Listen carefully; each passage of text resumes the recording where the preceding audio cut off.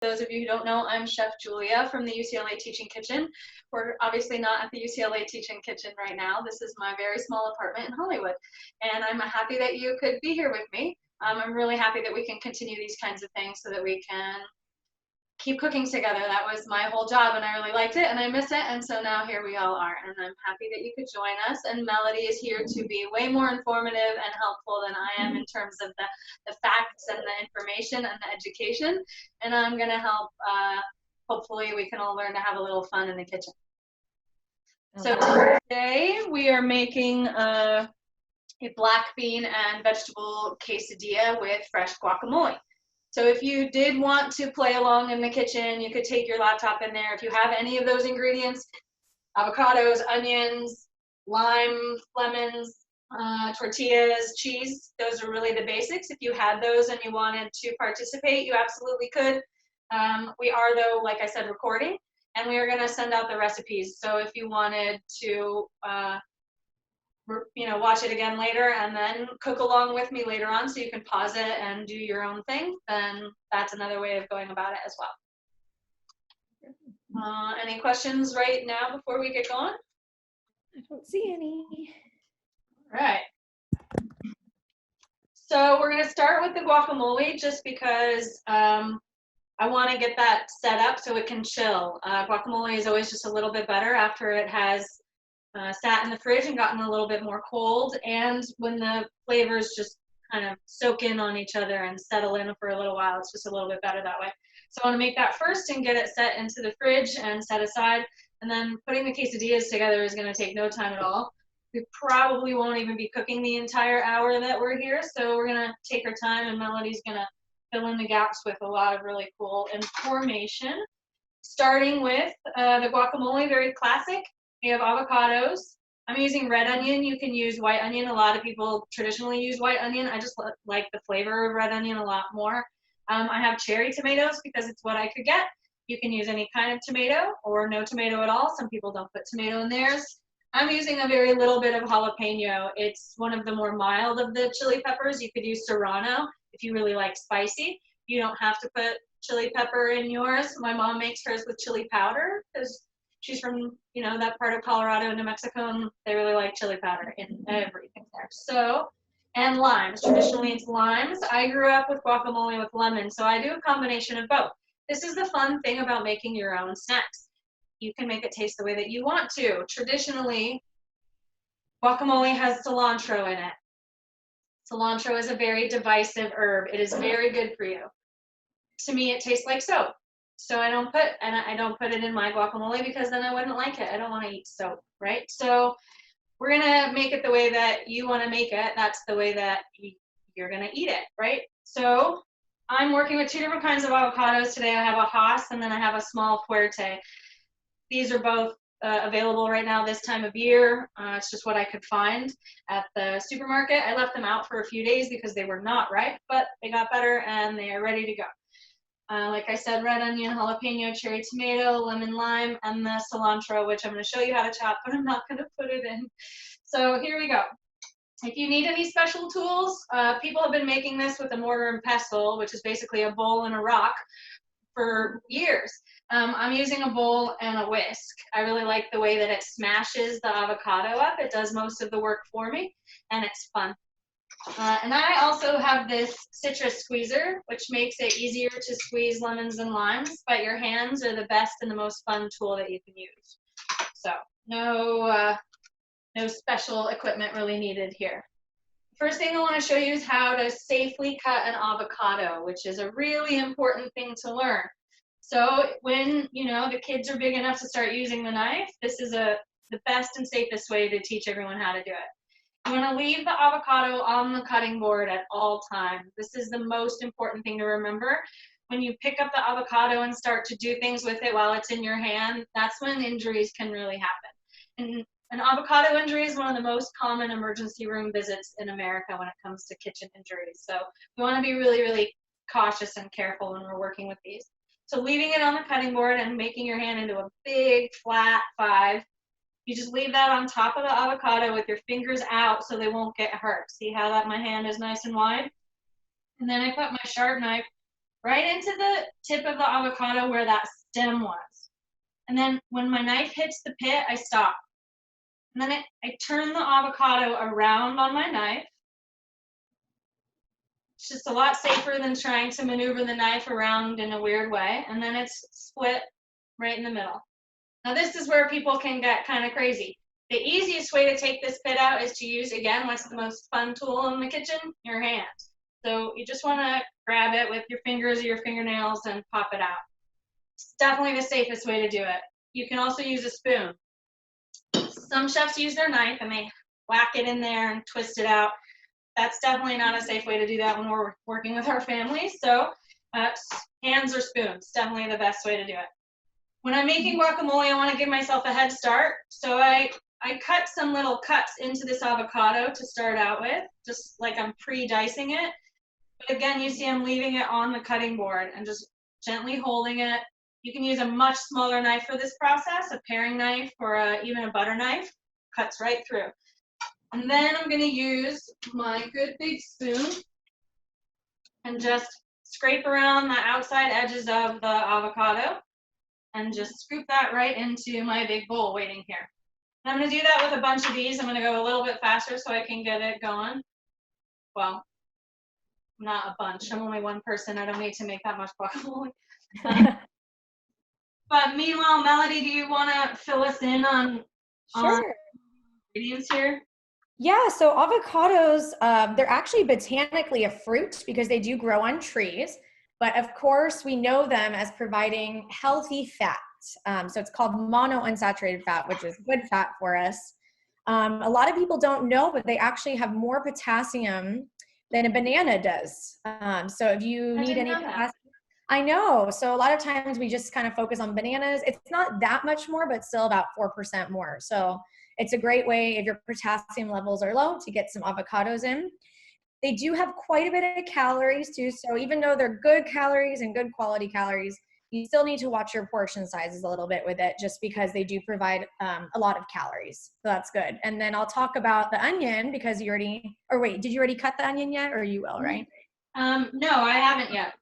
Oh, okay, great. So we could talk about the onion after you cut it. That's fine. Okay. Yeah, doing that right here. I have this half a onion already going, so I'm just trying to use up scraps, especially these days. You want to use all your fresh stuff sooner than later. And like I had some red onions that were starting to go, so I made a big jar of pickled red onions. Now's the time to really look into preserving and how to keep your fresh stuff usable even when it starts to go. But this is just a half of a small red onion. I peeled the complete outer layer off, but I hope you can see that this hairy root end I've left attached. That's really important to keep it together while you're cutting it, especially when you're new to using a knife. So again, just like we did with our avocado, we're gonna make our hand into a big high five and put it on top of the onion. That's gonna hold it down for us. And then using our knife, we're gonna go horizontally into this onion, which is like, what is she doing? But we're not gonna go all the way through. We wanna leave a little bit attached so it's more like a little Pac-Man mouth. Hello. And that's there. And then most of you have probably seen onions have a natural set of lines around it. You want to follow those lines and just cut right through each one. But again, I'm not going all the way through that root. That root is holding this attached the whole time. Just going to go down, using the tip of the knife to come into the board and then down. This hand, we want to make now into a little claw. Excuse me. So this claw keeps the first knuckle of our fingers safe so we don't cut our fingers. Whenever we're cutting anything, you want to keep this hand in that nice claw shape. It helps keep you safe and it helps guide your knife. Get the tip of the knife down in there and then bring it down to the board, nice and smooth and slow. Keep that finger in the claw. Down, and then, so you've got your slices this way, then you turn your onion around and you're just going to go across those cuts that you made for yourself. So what you're doing is you're dicing into small little squares. Straight down. This hand in the claw. This knife just coming straight down. The tip of the knife still on the cutting board. Straight down. And why we left that root bit attached is because that's all that's going to be left, and it held the whole thing together on our board so it wasn't like layers of onion falling all over the place. Now, some helpful tips. Melody, I know that you have a piece of advice on like how to maybe stop the gas in the onion. Yeah. Yeah, sure. I can definitely share that. So yeah, onions are a wonderful way to flavor your food without adding any sodium, fat, sugar. So perfect way to flavor pretty much so many dishes from across the world. They use onions, right, to flavor. So yeah, has anyone cried before when cutting onions? Has that ever happened to anyone? Yeah, a few of us, huh? So there's a little trick we can do. Oh, Julia's even crying right now. No, I'm just kidding. You're not. You're good. So yeah, it's that gas that's in the onion that causes our tears to produce, and that's what causes us to cry. So one tip is you can actually chill the onion in the refrigerator for 30 minutes, then cut the top off, peel the outer layer, but keep that root intact, the root that Julia was talking about, very important. So that's just one little hack or trick that you can do to help with the crying. That's super helpful. One other thing, if you don't have time to wait maybe that long in the fridge, or it's not helping as much, I know some people are really sensitive, and that's okay.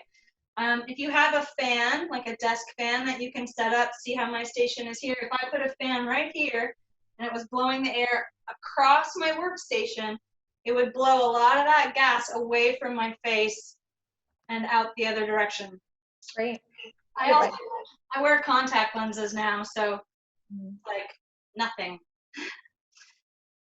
So I guess you could do that. But they say swim goggles also help some people. So if you want to look like a superhero while you're cutting your onions, kids, put on your swimming goggles and that'll help. Okay. That's great advice. Yeah. Or your parents happen to work in a lab, so you have some. Oh yeah. Some chem lab goggles, sure. Right. Okay, we're gonna go into the cherry tomatoes. I want to show a really fun little trick. So I have 2 lids here to 2 different Tupperware. They're the same size. Any kind of jar lid or Tupperware lid, what it usually has is like a cavity. It's kind of like the pool that you would put the water into. So I'm gonna put my tomatoes into that little dish. I know that like yogurt lids, and cottage cheese lids, things like that, you know, they would be the other way. Just wherever the indentation is. You fill up your lid. I'm going to flip this one over so it's upside down. These 2 are now making a sandwich with the little tomatoes inside. It would be a weird sandwich with plastic, but here we go. Taking this bread knife, any knife that has teeth on it, it's called a serrated knife. Then, got my big high five here. I'm going to hold these lids and then saw my knife through the tomatoes. Ta-da! These tomatoes are all now perfectly cut in half. So I just cut about 8 tomatoes in the time that it would take me to cut 1 tomato, and I'm done. I have all the tomatoes that I need to put into this. If you wanted to use bigger tomatoes and chop them up into smaller bite-sized pieces for your guacamole, I recommend doing that. Depends on who's eating it and who wants to chow down on it, but these are cut small enough for me, so I'm going to put them in. We've got our cut up avocado, red onion, and cherry tomatoes so far. I'm going to cut this jalapeno. It's already cut in half, so what I want to do is use my best tool in the kitchen, my hand, and I just want to take that seed pod right out. Just going to rip it out with my fingers. The whole thing comes out nice and easily that way. And then I'm left with just the outer skin.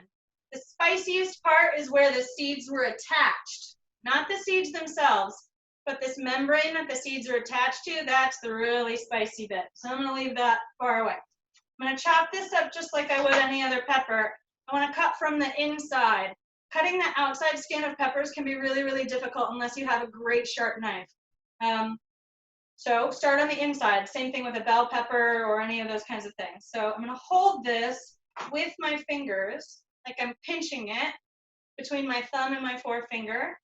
And then I'm going to come at it from the other side, just cutting it into long strips, keeping my fingers in that claw, and now moving my hand out of the way when I'm in that last little area. That's it. All I've got are just sort of long strips. They don't have to be exact or perfect. Then we're going to turn those around and just chop, chop, chop, keeping the tip of the knife on the board and my hand in the claw, just repeatedly chopping down into little teeny, teeny, teeny, tiny pieces.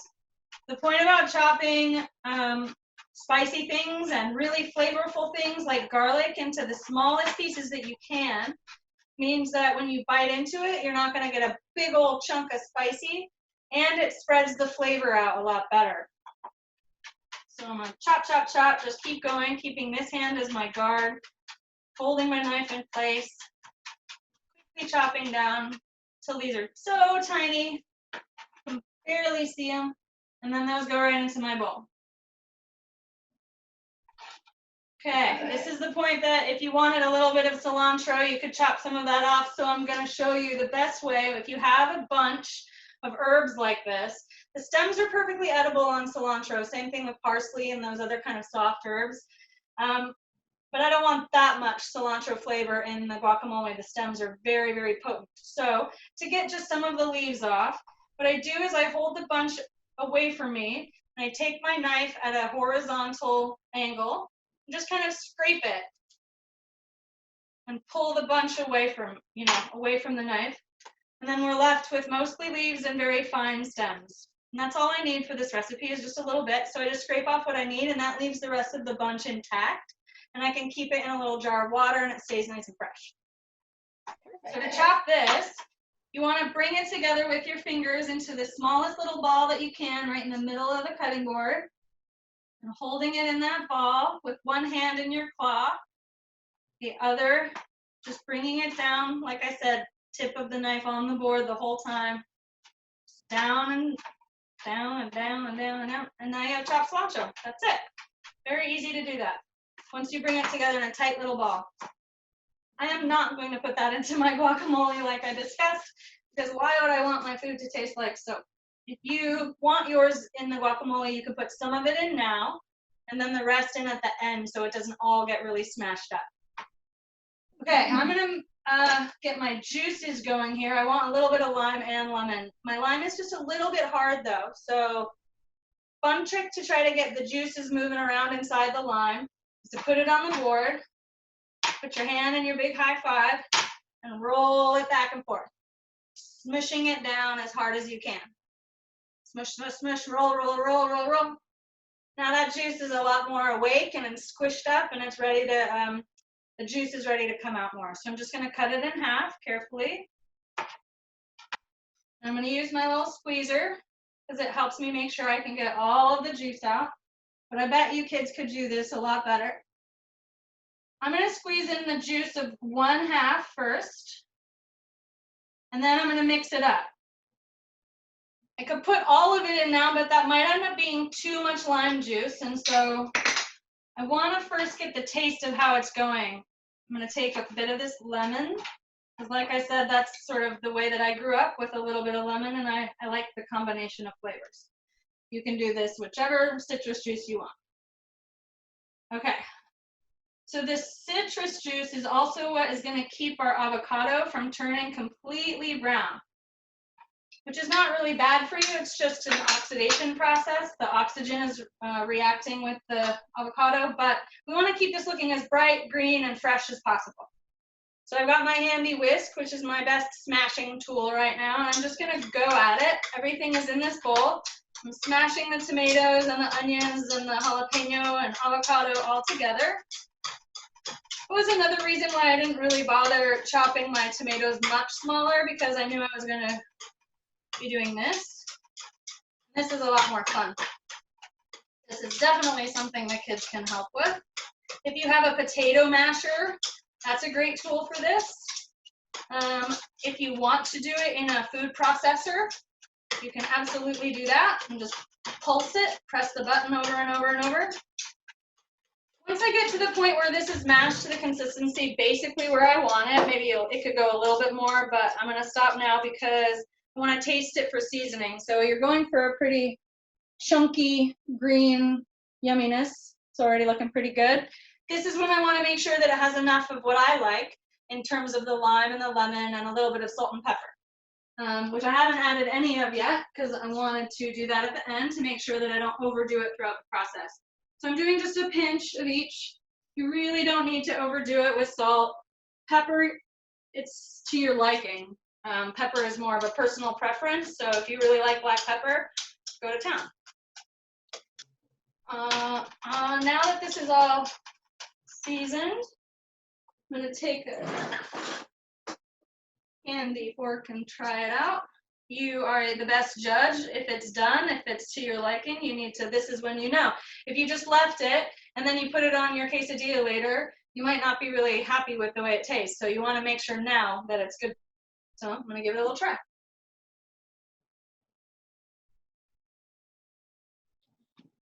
I think that's pretty great.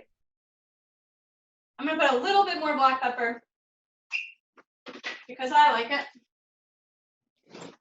But this is ready. Oh, sorry. I was going to mention too that the jalapeno cilantro are also high, and the lime. So all three of those things that you put into flavor are actually all rich in vitamin C. So that helps us keep from getting sick and helps with our immunity. So if we have a cold that we're about to have, those are really good foods to eat. So it's great that Julia added those in to the guacamole, not only to flavor it, but to help keep you healthy and prevent you from getting sick. So important, especially right now.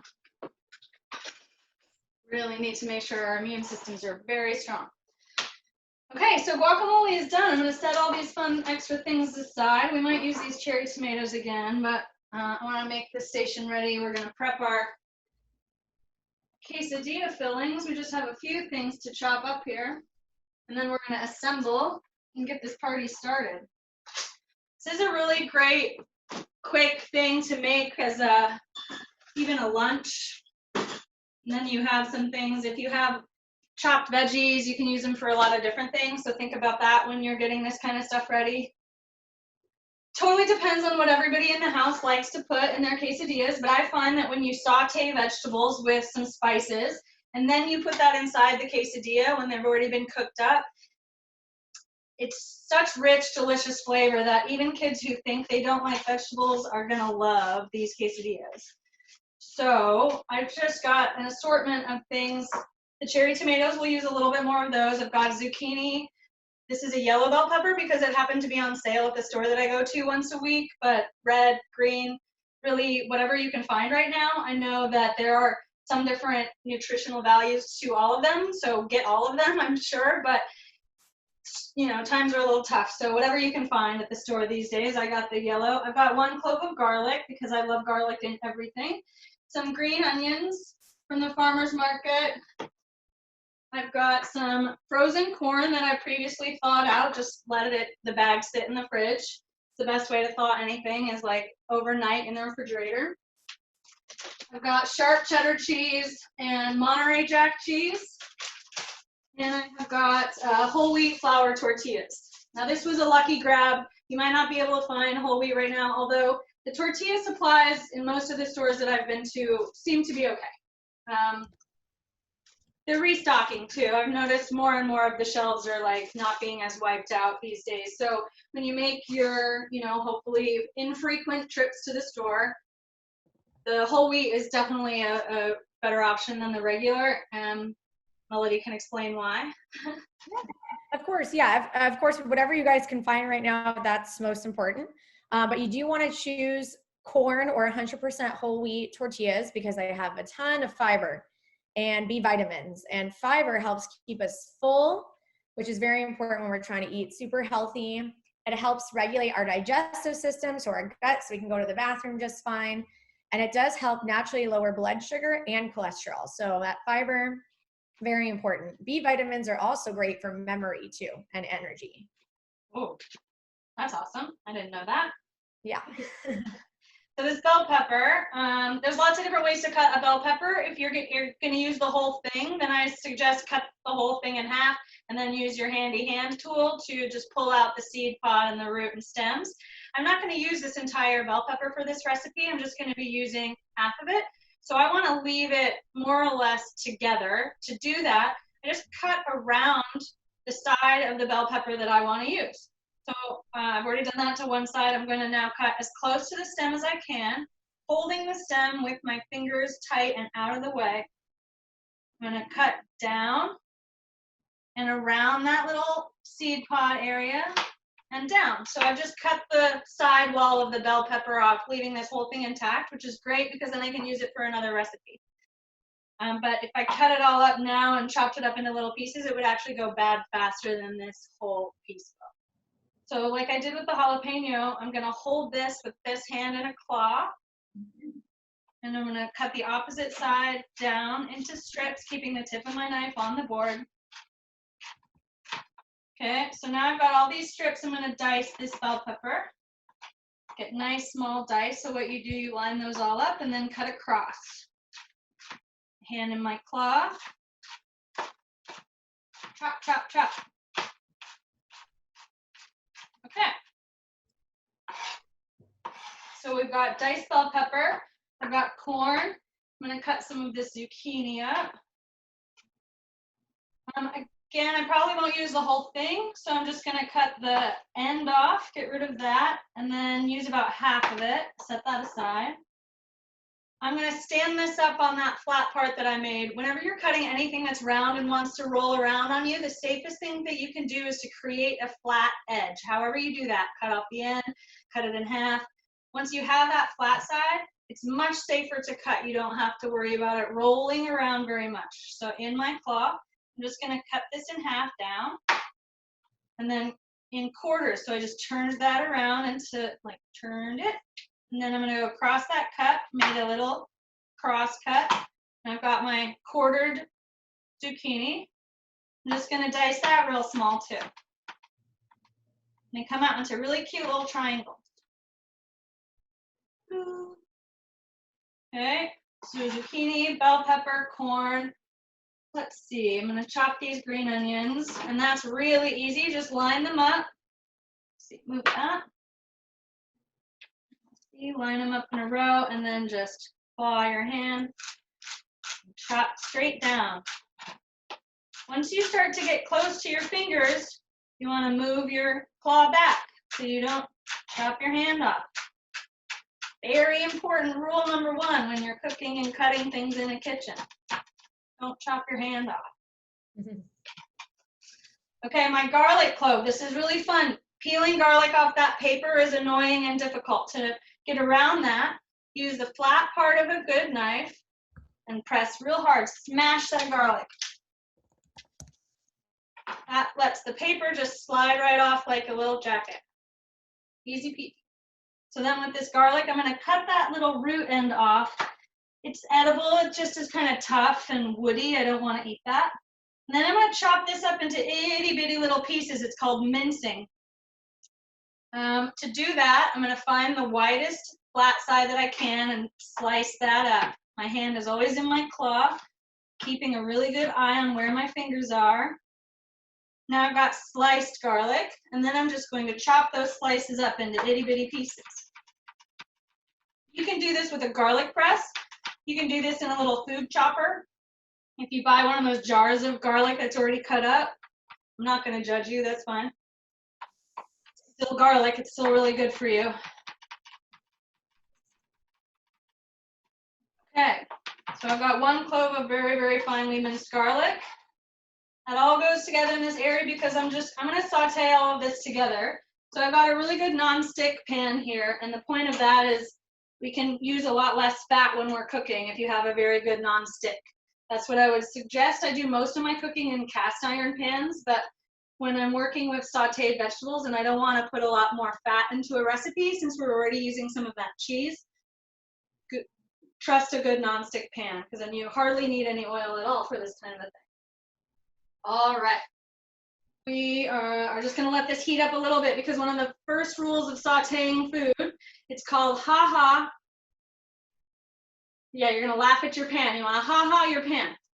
The first H stands for heat the pan, and then A stands for add the oil. If you're using some kind of cooking fat or oil, then heat the oil, then add the food. You don't want to add food to a cold pan. Nothing's really going to happen yet, and then it's just going to steam everything and get really boring. And if you add oil to a hot pan, but it's cold oil, and then put your food in the cold oil, it's just a really bad combination. So you want to make sure that you remember to ha-ha your pan if you're sauteing anything. So now I can tell that this is hot, and then I'm going to use about a teaspoon of extra virgin olive oil. Maybe not even a full teaspoon. Yeah, that's a teaspoon. So move that around. you've got bigger kids in the house, they can help do this part, but the oil can get hot and the pan can get hot. So you want to make sure that the handle is safe to touch and that you're helping. So I'm using a heat-resistant silicone spatula. You can use like a wooden tool, but when you're using nonstick, you want to make sure you remember never to use metal. Then you're going to scratch up your really good pan, and it's not going to be nonstick anymore. I'm going to put my bell peppers and zucchini in first because they're going to take a little bit longer to cook. Hear that? So that's a good sign that our oil and pan were nice and hot before I put the food in. That's very important. Okay, the garlic is going in. I'm going to let these cook just a little bit before we put our corn and our black beans and our scallions, which is the same thing as a green onion. These are going to cook just a little bit longer. Oh my goodness, I got cilantro in there. Get out. No. I love that you use a variety of different colors too, so that's amazing. Good job on that to get all your nutrients. It also looks pretty too. Makes it more fun when the food is really beautiful. I believe in that. If you trick your brain into thinking that it's, you know, fun and exciting, it tastes just a little bit better. While this is sauteing just for a moment, like I said, this was just frozen corn. If we get into the summer, we will start seeing fresh corn, and that is great. Use that if you can. If you can't find it, don't worry about it. Frozen is a really next best option. It was picked, cut, frozen the same day, all within hours that it was picked, and so it retains a lot of its nutritional value, a lot more so than if it were canned corn. But if honestly right now, these days, if all you can find is canned corn, get that canned corn. It's okay. But then you want to think about what you do with canned things. And so we've got canned black beans here. And I know Melody would love to. What is it that we're rinsing off exactly? I always rinse canned beans under cold water in a colander. Right, exactly. So we're rinsing the extra sodium off. It's always best to, if you can, of course, find the low sodium version. Even with the low sodium version though, definitely what Julia just said, pour it into a colander, rinse it, almost like you're, draining pasta, and let all the water come out, give it a good shake, get all that excess water out, and that will help get rid of a lot of the salt, the extra salt. Super, super important when we're cooking because we don't want to have our entire, healthy daily intake of salt in one recipe. Right. Yeah, exactly. There goes the rest of the day, right? So now that these have sauteed a little bit, what I'm looking for here is, here, I'll bring it over and see if you can see. I have got a little bit of color on some of the zucchini starting to show browning itself, and the squash, just like an onion would, it's starting to get a little translucent around the edges and starting to look like it's about halfway tenderized. So that's what we're going for right now because we're going to add some more stuff in. Got this corn going in that was previously thawed out. That's just regular yellow corn. And I'm going to put in some of these black beans.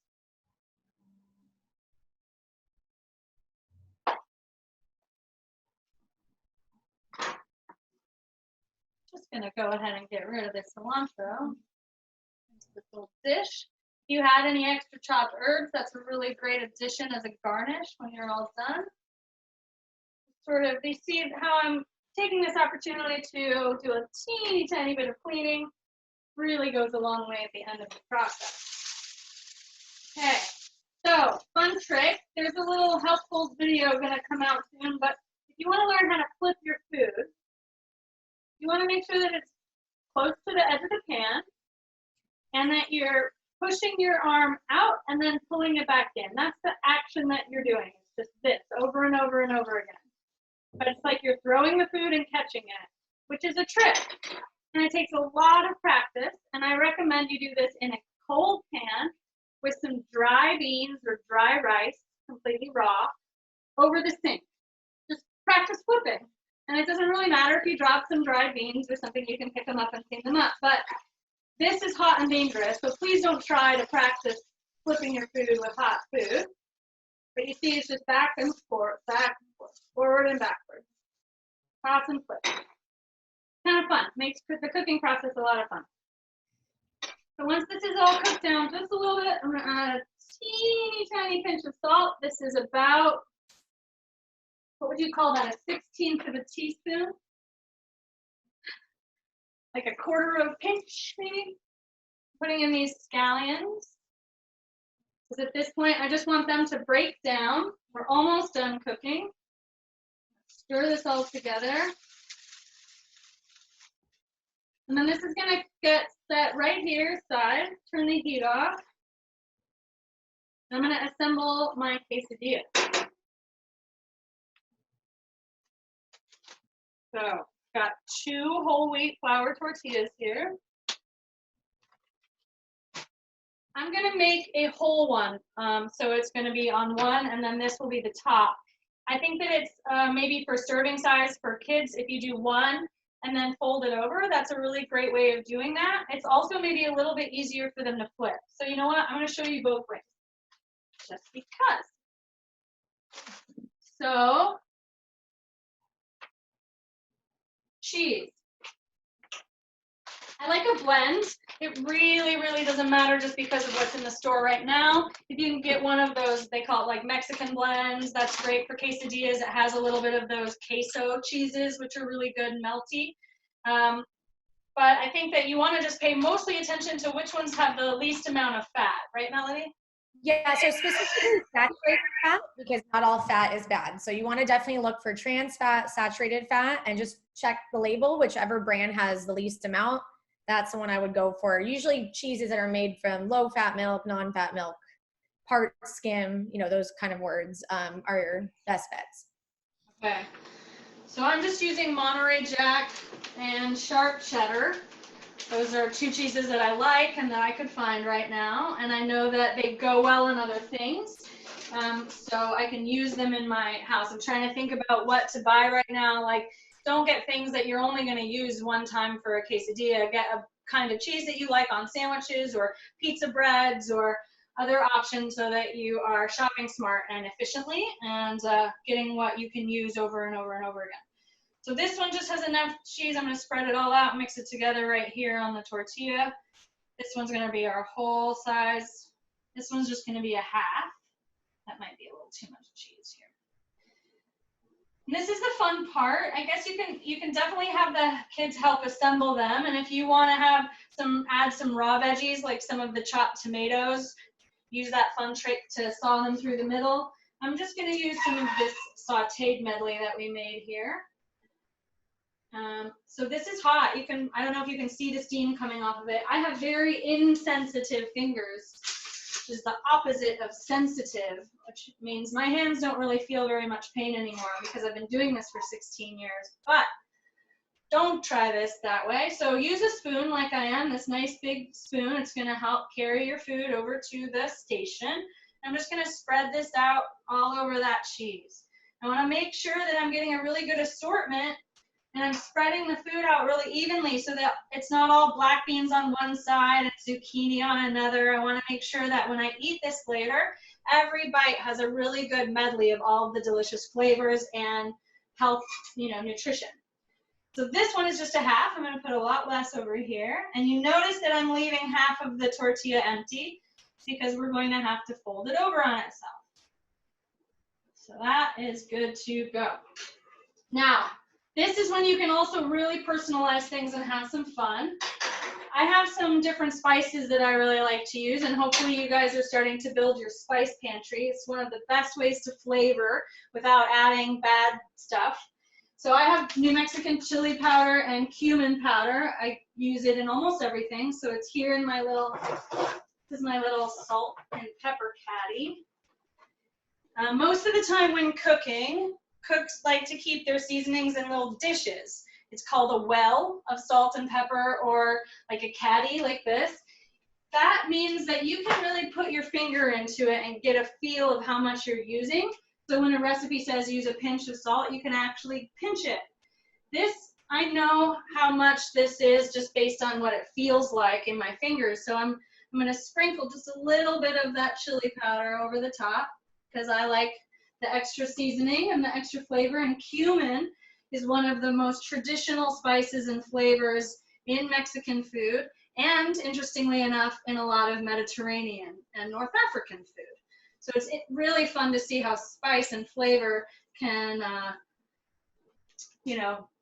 spread across the earth and how it really impacts and influences different foods and traditions. So this one, seasoned, it's got its veggies and its cheese. I am going to put this other tortilla right on top, and then this one is just going to be folded over on itself. And it's okay to kind of press it. That's what's going to hold it together when you start putting it in the pan. Okay, I have this really handy dandy flat non-stick pan. It's great for making pancakes. It's great for making grilled cheese. It's really great for quesadillas because I can get underneath the flat object without having to battle with the sides of the pan. You don't have to have this. If you don't have a griddle pan or a flat pan, then just use that same non-stick pan. So you would just empty out your veggies into a bowl, use a paper towel to wipe it out, and it's good to go. I'm going to use this. This is also really helpful when kids are helping you cook because they can help you get in there and flip it a lot easier than they would in the other kind of a pan. So I'm going to get this hot. Plus, these are just great for pancakes. You can really build up your rows of pancakes and get the factory going. Yep, I made thankful pancakes once. He's been behind the scenes. His name is up at anything he said. Okay, I'm going to use a little bit of pan spray for this pan just because it helps, but you don't need much. This is also a very good non-stick surface. If you're using like a regular cast iron pan, you probably want to use just a little bit of that pan spray to make sure that the tortilla doesn't initially stick, because that's going to give you too much of like a burn flavor. You don't want that.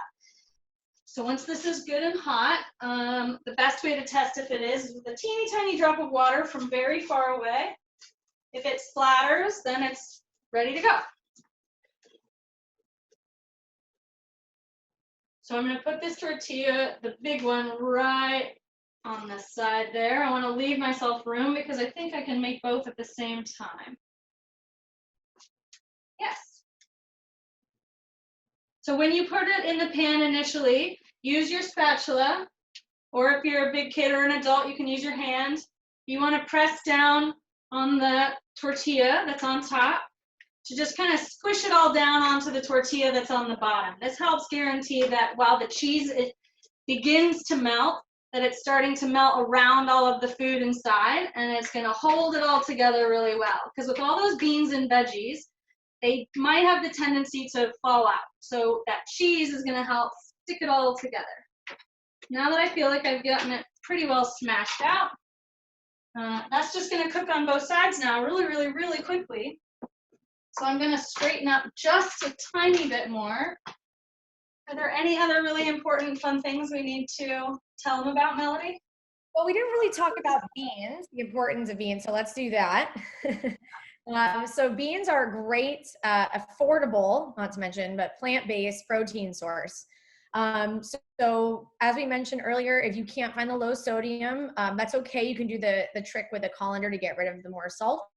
But plant-based protein is awesome because of the fiber. And plant-based protein has no cholesterol and virtually no saturated fat. So it's an incredible option for still getting the protein, which we all need, but in a more affordable way, and also plant-based. Beans also have a ton of iron and calcium, which help keep our bones strong and our blood nice and healthy. And again, that fiber is super important for keeping us full, helping our digestive tract, lowering our blood sugar and cholesterol. So beans all around, great option. Awesome. And not to mention they're, what, 50 cents a can usually or less? So pretty affordable, which is great. It definitely can be, yeah. And it's a really fun process to learn how to make beans from scratch. If all you can find is dried beans right now, then don't be afraid. There's a lot of really good recipes, and it's just a slow process, but it's really delicious and worth it. Because then you can control the different flavors and seasonings and definitely control the level of salt. Okay, so I'm ready to flip. I am going to do the hard one first, just so you can see the big one. I want to get this spatula all the way under, like all the way under. And I'm going to use this hand. I put a little bit of spray on it already, but you don't have to do that if it's a good nonstick. I'm going to use this hand to help me guide it. So this is definitely something for the adults to do. And I'm going to lay it back down on the pan while I slide my hand out. This one is a lot easier, and this is why I think this is the one the kids are going to make. Because once you have the half, all you do, get your spatula underneath and flip it over on that half that's closed. So the half that's the folded half, make sure that's the half you're flipping so all your food doesn't come flying out when you flip it. But get under there and flip that half moon over onto the other side, just like that. And these are both, you can see that what you're looking for when you flip is a really good, nice golden, caramelized, kind of crispy. Both of these are crispy, you can kind of hear that. So that golden brown, that good crusty crisp, that's what you're looking for on a really good quesadilla. But you can see they're not greasy or shiny or glistening. We didn't use a ton of fat. So these are going to be a lot better for you than like if you fried it, you know, in a shallow fry or something like that. So this is just going to finish up on this one side.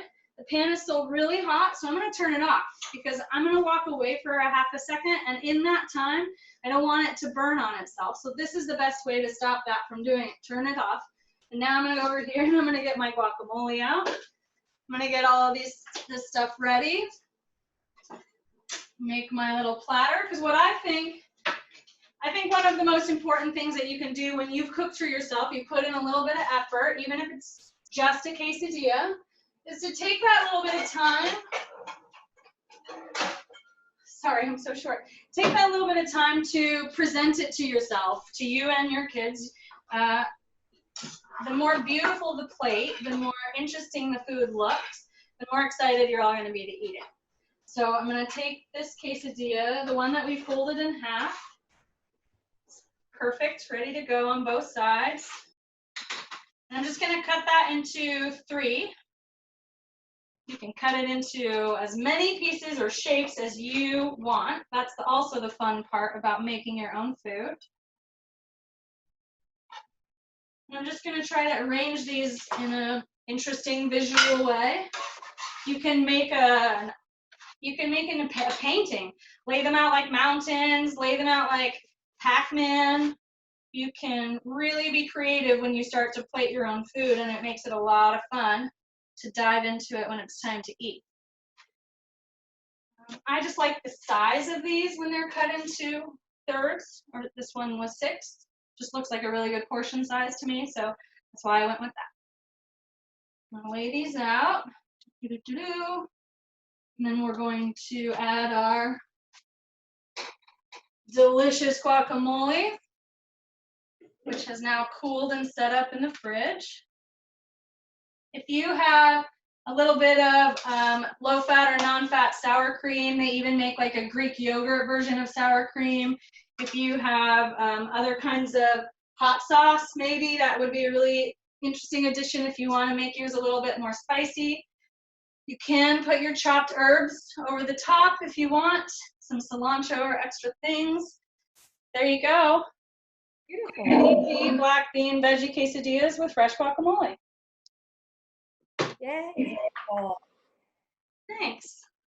I feel like we need to clap. And anybody? I know we've got a couple people left. Any other questions? I haven't seen any pop up, but maybe someone has to type one up now. No. I have a question. Please. What? You were gonna ask about different beans? Yeah. Can we use different beans instead of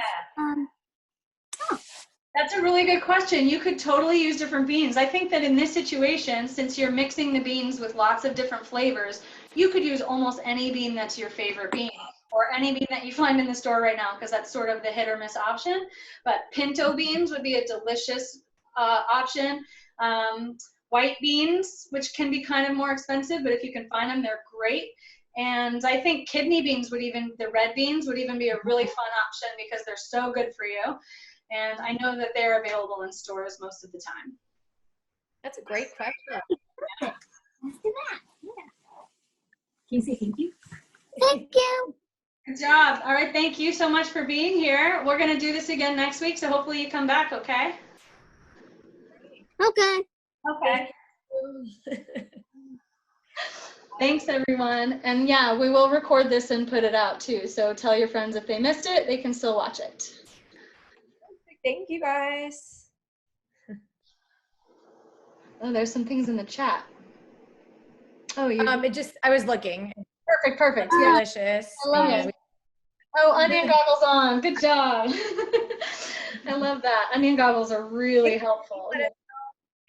If you do end up making it, we'd love to hear how it turns out too. You're making it on your own. Definitely. Yeah, definitely send us some pictures or let us know how let us know like how you make your guacamole. Should we do that? Should we What? give you thumbs up? All right, guys. Thanks very much. See you next time.